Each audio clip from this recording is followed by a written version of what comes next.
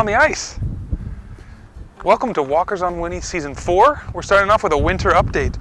So here we are, it's March 1st, and I am standing on Alton Bay here. You can see the gazebo behind me. It is just locked in, so they say between 9 and about 18 inches, somewhere in there, so quite thick. So we came up here to check on the boat, the pontoon's up here, and just take a look at the lake and enjoy the view with a lunch. So I'm going to show you as we go check out the boat, and then I'll show you some of the things that I'm doing down in Salem, getting ready for the summer. But if you're curious why we're not up right now, it's because of this. You can walk over to the island on this, actually, a lot of people do, but just with it being so warm this year, we decided not to, and plus with the boys being so small. So pretty crazy. If you look over here, you can see there's actually a circulator pump, they call them bubblers. Keeps open water around docks, so that's very dangerous. The water's so cold. So anyway, let's go check on the boat. So it doesn't look perfect, but 4 months later, looks like the tarps took a little bit of damage, but it's mostly there. There's not really any snow inside, so we're feeling pretty good.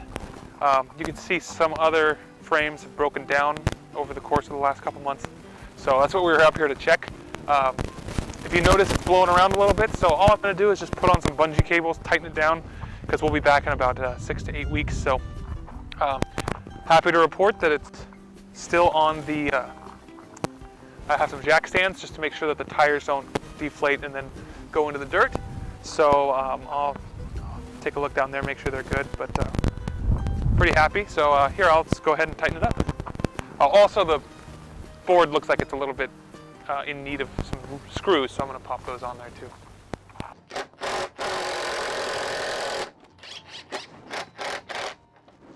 I accidentally put this in the wrong spot, so it was pretty frayed. So cut it out, attached it without the frayed part. Should make it the next 8 weeks, no problem. This rope's doing a pretty good job of holding it tight, so that's good. So I'm just going to go ahead and leave that. It's a little bit loose at the back here. That's about it.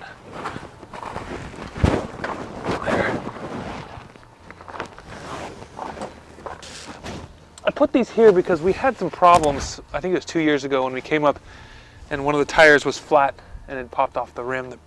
So this just protects us from having to deal with that. You can see it's actually iced in. But in case the tire goes flat, there's really no weight on this right now, but they're looking good. One on the other side looks fine too. A fun side project I decided to start up this winter was a Seadoo challenge with a final budget of $500 for the trailer and the Seadoo. So here is a 1993 GTX with a banded trailer that I picked up for $340 in October. The engine was seized, but I thought I could see if I could get it running again. I wasn't.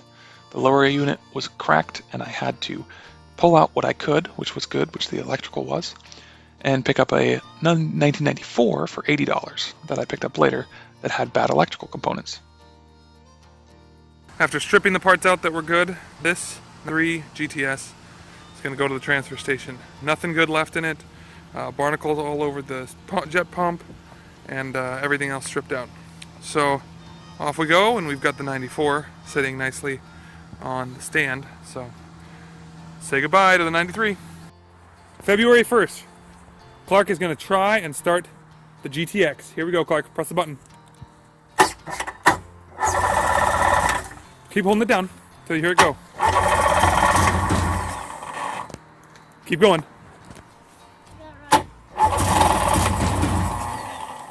Hear that? It's starting a little bit. Here we go. All right, so here we are inside the 94 GTX, and you can see run straight from the gas tank in. I do have a regular marine battery hooked up because we started it so many times with the small battery that it died. But just to get excited here for a moment,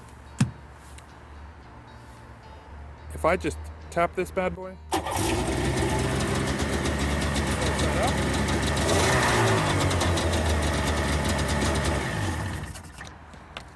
and has no problem starting and idling.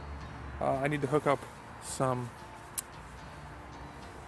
water so that it doesn't overheat, but for now, we're good.